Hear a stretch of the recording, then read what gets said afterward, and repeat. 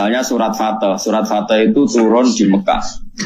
Tapi setelah Nabi posisi hijrah, maka surat Fatah tetap berkategori Madaniyah. Padahal turunnya di Mekah karena turun pas Sulhul Hudaybiyah atau pas Nabi di Mekah. Kaidah Makkiyah juga sama, bisa saja Nabi pas jalan-jalan di Syam atau di mana kemudian ada surat itu, maka berstatus Makkiyah asal periode itu sebelum hijrah. Kalau terang ulumul Quran, Imam Syafi'i ketika ngarang kitab Ar-Risalah itu karangan kaul jadid Imam Syafi'i. Niku memulai dengan kalimat kula jeeling wal kufar sinfani, orang kafir itu ada dua. Ketika Nabi menjadi nabi, diutus jadi nabi, itu orang kafir itu ada dua jenis. Satu jenis yang tidak ahli kitab. Ini ku kafir Mekah, jadi tidak Nasrani juga tidak Yahudi. Bahasa yang kayak saya itu non semitik bahasa yang kayak non semitik, tidak punya kitab samawi. Ini penting ya. Kedua kafir semitik. Ini ku kafir yang punya kitab, yaitu Yahudi dan Nasrani. Ini bahasa agama. Nah, bahasa negara ya nggak ada. Bangsa Indonesia nggak ada bahasa kafir, semuanya warga Indonesia. Jadi ini konstitusi agama. Kalau negara ya semuanya warga negara Indonesia. Dengerin ya. Nah, sampean kepengen maknani Quran sesuai tradisi ulama sing musalsalila Rasulullah sallallahu alaihi wasallam. Itu mikirnya ngoten. Saya ulang lagi ya. Orang kafir itu ada dua. Satu kafir yang tidak punya kitab samawi atau disebut musyrik Mekah.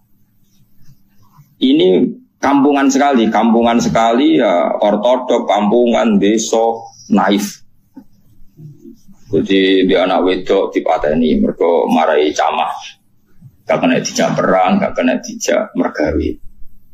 Terus watu disembah-sembah dewi, engko nak bosen digenti watu sing luwih. Apik pokoke aneh, sikape ku aneh. Tapi cerdas. Yo ono cerdas. Cerdas iku iso nyebut lafaz Allah, tapi ora paham. Dadi yo aneh wong kafir yo pancen wong salah kok jan wong aneh. Dan ini yang dimaksud Qul ya ayyuhal kafirun la a'budu ma ta'budun. Rungokno tenan. Ketika orang kafir Mekah itu punya tradisi menfisikkan Tuhan. Ya napa menfisikkan Tuhan. Jadi jenenge Tuhan itu ya Lata Uzza gawe watu terus disembah. Ada fisiknya napa? Ada jisimnya, ada bentuk fisik. Sehingga ketika Nabi muni nyembah Allah, mereka tanya, Muhammad, enggak apa-apa kita nyembah Allah, tapi terangkan dulu Tuhan kamu itu dari perak, apa dari emas, apa dari batu. Ini kan jelas, dia cara bertanya itu sesuai kaidah mereka. Kalau Tuhan itu harus apa? Fisik. Terus kanjeng Nabi dikandha Allah, qul ya ayyuhal kafirun la a'budu ma ta'budun. Saya tidak menyembah apa yang kalian sembah, yaitu bebatuan tadi.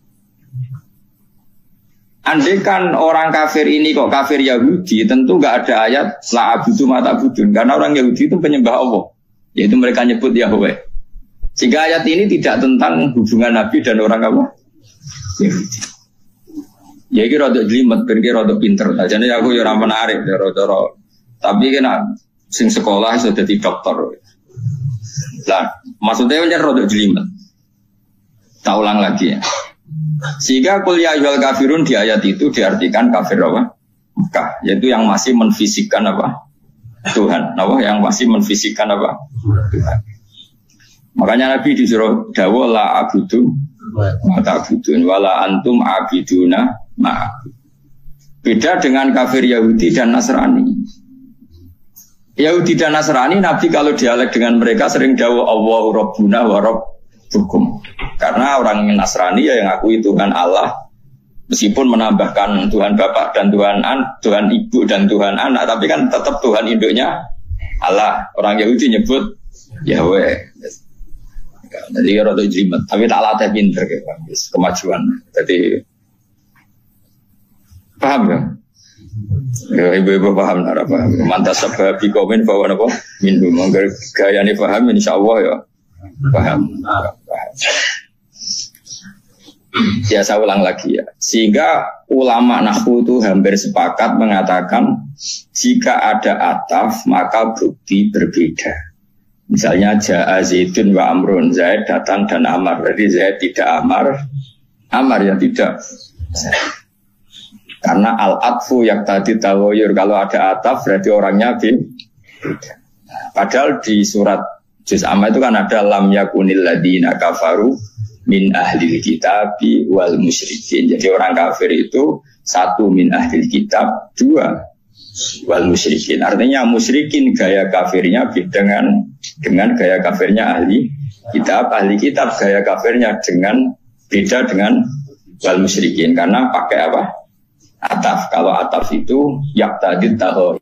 Meskipun lafadznya sama sekalipun. Misalnya ada orang bilang Ja'a Zaidun wa Zaidun, pasti ada Zaid yang anaknya Amar, mungkin ada Zaid yang anaknya Karmin. Meskipun namanya sama-sama Zaid, tapi kalau dikatakan Ja'a Zaidun wa Zaidun, pasti Zaid yang berbeda. Paham ya? Karena ataf yaqtadid tahoyur. Nah, dua tipikal orang kafir ini ya punya selera yang beda, punya gaya hidup yang beda. Yang satu menyembah batu, menyembah pohon besar, menyembah apa, disebut era modern, disebut non-semitik, tidak punya kitab sama. Ini polemiknya dengan Nabi itu ya polemik Tuhan, dan ini mereka anti hari kebangkitan. Beda dengan kafir ahli kitab, mereka kan tidak anti ahli kebangkitan, cuma mereka mengklaim kalau mereka yang ahli surga, yaitu kalau orang Nasrani mati misalnya kan sudah tenang bersama Bapak di surga. Kalau kafir Mekah nggak percaya adanya surga. Makanya mereka protes Muhammad masa sudah jadi tulang belulang menjadi manusia lagi, itu tidak mungkin. Apa ada kafir Nasrani yang bilang demikian? Kan tidak ada. Yang bilang begitu kan kafir ahli kitab. Karena maksudnya yang bilang gitu orang musyrik Mekah, yang ahli kitab kan bilang surga itu milik kita. Nah problemnya sekarang orang mengkaji tafsir sudah tidak sedetail ini. Jadi sehingga kafir ini semuanya kafir, semuanya tauhid. Wah ya repot lah. Sehingga Nabi itu di hadis sahih diterangkan jika enggak ada ketentuan Allah tertentu, Nabi itu lebih mirip dengan ahli kitab dalam tradisi beragama. Karena ahli kitab sudah banyak benarnya itu menuhankan Allah, percaya adanya surga dan neraka, percaya adanya hisab dan sebagainya. Meskipun nanti juga tetap ada perbedaan dengan Islam, tapi ini kan saya cerita. Nah, surat-surat Makkiyah itu surat yang tidak membicarakan kafir ahli kitab, sehingga mereka masih diperkenalkan Allah itu siapa yang menciptakan langit dan bumi. Kalau orang kafir ahli kitab sudah tahu Allah itu Tuhan mereka, bahkan mereka ada yang bilang bapak mereka dan yang mewariskan surga tanpa syarat. Makanya agama Kristen itu menarik, karena orang Islam sudah kiai, sudah ngaji, masih takut su'ul khotimah. Kalau mereka apapun perilakunya, asal mati sudah bapak-bapak di surga. Jadi promosinya lebih menarik, karena kalau kita kan enggak, sudah Islam, sudah soleh, berjalanan ngalor ngidul, karena mesti bermusuhan. Ketua partai Islam bisa ketangkep nang Islam. Oh itu kan repot, terus ketua partai tinggi gambar Ka'bah aja mesti. Nah, kalau mereka enggak mesti apa? Masuk surga. Kita enggak, sudah kiai di murid sudah suami berkape cek sul khotimah cara kiai jenenge kiai sapa? Persis. Dadi loro. Dadi wong Islam lho. Kalau mereka enggak, mau berdua, mau narkoba, mau pengedar narkoba, asal mati ya bersama bapak di surga. Nah, makanya ini terus kita ada beda dengan mereka dalam bab percaya surga dan neraka dengan ahli kita. Tapi dalam hal ini kita tidak mengkritik mereka dalam hal percaya surga dan neraka. Nabi ngadepi kafir Mekah luwe angel, mergo ora percaya swarga neraka, ora percaya kuburan, ora percaya macam-macam. Luwe angel. Ngan akhirnya keterusan orang kepercaya donga tok mayit bareng iki rodok sisa-sisa. Maka ngurus mati ku udah kepes wis repot. Sampai coba cerot-cerot. Mari fitnah. Tapi kalau mau cerita so, jadi sholat mayit itu artinya itu nggak no mayit. Cuma gayane nganggo sholat, sitok gayane nganggo tahlil. Tapi nak kowe dituntut, tapi nak sholat mayit ana sunah ana tuntutane Nabi nak tahlil ora ono. Ya iki kudu ngalah pancen yo ngono tenan sitok ana tuntunan aja. Tapi nak sing sitok ingkar donga iku ora penting kanggo sing mati kuwi jelas keliru. Sholat mayit itu wong ya wis mati. Ya kudu ngono napa? Mayit. Jadi mana ana sing protes, tapi iku ana contone nek iku ora ono ki kudu ngalah. Tapi kono ya kudu ngalah, nak ngono iku jenenge dongano. Mayit. Mulane wonten desa separuh Muhammadiyah separuh NU. Nate ngundang kula malam ditundi. Dari sing duwe gawe. Gak teko Gus wong-wong ditulis ngene. Mendoakan mayit di hari ke-7. Do teko kabeh mergo redaksine mendoa.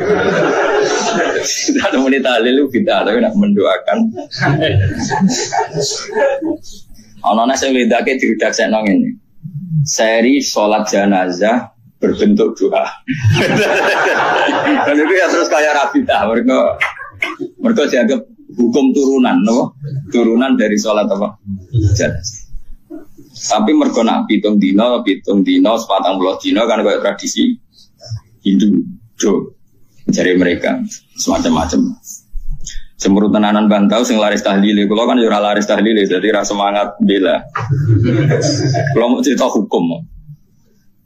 Ini penting kalau terangkan. Jadi kafir ahli kitab itu lebih terpelajar. Sehingga diberi penghormatan Allah, kita masih boleh makan sembelian mereka. Jadi misalnya orang Nasrani atau Yahudi nyembelih sapi, tentu yang materinya sudah halal. Seorang lagi yang materinya sudah halal, itu halal. Itu disebut wa ta'amul ladzina utul kitab khillul lakum wa ta'amukum khillul lakum. Jadi misalnya makanan yang disembelih orang Yahudi Nasrani asal materinya halal, ya misalnya ayam atau sapi disembelih mereka ya jadi apa? Halal. Kecuali min awalil amri materinya haram, kayak babi misalnya. Makanya ini penting saya utarakan ke jenengan. Haram menafsirkan Quran bagi orang yang tidak alim. Bukan apa-apa, Quran itu adalah lafaz umum. Coba ayat itu kalau kamu artikan secara umum. Wa ta'amul ladzina utul kitab khilul lakum, makanan ahli kitab semua halal bagi kalian. Padahal mereka makan babi, minum arak. Terus ini ada ayatnya. Kalau semua makan ahli kitab halal, itu Arabnya. Padahal ayatnya wa ta'amul ladzina utul kitab khilul lakum. Maknanya di situ adalah makanan yang dari jenis halal kemudian disembelih oleh mereka dan menyembelihnya sesuai syariat kita, misalnya memotong hulkum wadijen sesuai persyaratan dalam apa? Penyembelihan, itu halal. Tapi kalau yang disembelih orang Majusi haram. Karena apa? Di hati ahli kitab itu masih ada Allah. Ada kalimat apa? Allah. Meskipun dia tadi yang Nasrani nambahi 2 jadi salisu salasa, yang Yahudi ngeklaim Tuhan hanya milik mereka. Mau balik malih teng kafir ahli kitab. Apa kafir nama? Mekah. Disebut lam yakunil ladzina kafaru min ahlil kitab wal musyriki. Jadi sama-sama kata kafir itu beda-beda. Dan nanti khitab ke kafir Mekah itu beda dengan khitab ke kafir apa? Medina. Kalau kafir Medina itu wa qalu la yadkhulul jannata illa man kana hudan aw nasara tilka amanihum. Orang Yahudi bilang surganya milik mereka, orang Nasrani bilang surganya milik mereka.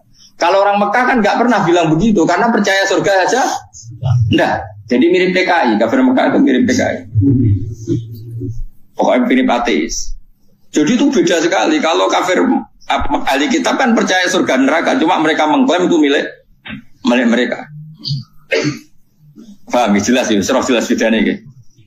Jadi tidak bisa terus kamu misalnya mencomot satu ayat terus bilang orang kafir sifatnya gini-gini, kafir yang mana? Apalagi nggak ada istilah kafir, lebih sulit lagi kita neliti Quran. Karena tadi duduk perkaranya itu beda, sama-sama kafir atau sama-sama kriminal itu kan tentu modelnya beda-beda. Menjelasnya. Nah di antara yang belum dikenal oleh kafir Mekah adalah pencipta alam itu siapa? Makanya diperkenalkan Alhamdulillah fatiris samawati wal ardh. Beda dengan kafir ahli kitab. Mereka sudah berebut surga sama orang nopo? Islam. Terus orang Islam bilang tilka amaniyuhum, itu angan-angan mereka bahwa surga sudah milik mereka. Terus Allah mensyaratkan balaman, aslama dan seterusnya. Surga itu bagi mereka yang berserah diri, yang iman, yang macam-macam. Ini jelas ya. Sehingga nih dengerin ya, ketika ada pertarungan ideologi dunia antara ateisme, misalnya komunis, kalau bahasa Arab itu Syuyu'i, atau kalau bahasa Arab kuno namanya Mu'attilah. Ateis itu bahasa Arab kuno namanya apa? Mu'attilah, orang yang tidak percaya Tuhan. Kalau bahasa Arab modern sekarang namanya Syuyu'i, apa? Syuyu'i, karena komunis rata-rata berpaham apa sosialis. Makanya disebut Syuyu'i. Syuyu'i sama rata, sama rasa, dari kata Syuyu. Syuyu itu podo wae. Kalau orang Islam, para kiai-kiai kita, guru-guru kita disuruh milih antara PKI dan Kristen, milih Kristen. Antara PKI dan Yahudi, milih Yahudi. Kebetulan Indonesia nggak tahu Yahudi, nah, alhamdulillah.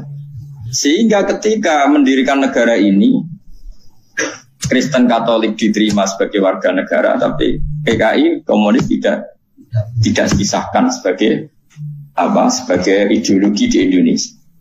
Karena ateisme adalah meruntuhkan semua tatanan agama. Karena tidak ada Tuhan, tidak ada surga, tidak ada neraka, tidak ada hisab. Sementara Kristen tidak percaya Yesus, tidak sungkan, atau orang yang maling sungkan Yesus, tidak ada yang disungkan. Yahudi tidak masuk karena secara fisik memang tidak ada di Indonesia. Ini penting kalau utara supaya clear. Jadi karena di bab ketuhanan itu yang paling dikritik oleh Quran itu ateis. Kalau orang Yahudi Nasrani itu dibenarkannya itu masalah jumlah. Masalah apa? Jumlah. Makanya berhubungan dengan Nasrani itu yang disalahkan mereka tidak ahli tauhid karena Tuhan jadi tidak ahli tauhid. Kalau orang kafir Mekah tidak percaya Tuhan sama sekali, disebut al-mu'attilah, orang yang mengosongkan fungsi Tuhan. Makanya nanti cara khitab itu beda-beda. Nah, beda-beda ini disebut laqad kafarul ladina qalu inna huwa salisun salasa. Laqad kafarul ladina qalu inna huwa wal masih ibnu Maryam. Jadi sama-sama kafir tapi cara kafirnya beda-beda. Nanti punya akibat khitabnya juga beda. Nah, lalu kalau jenengan tanya, lalu cara mengislamkan mereka bagaimana? Ya tentu itu hanya ikhtiar, kabeh anu takdir pengiran. Caranya beda-beda. Kafir Mekah caranya Islam luwih naif. Luwih naif luwih lucu. Jadi orang yang lagi nyembah berhala, jebule iku pas sampai itikaf nyembah berhala niku ana luwak nguyah ning ndase. Nangis. Ya ailahun yaqulu ahli sa'alakan. Mosok pangeran putri mau diyoi.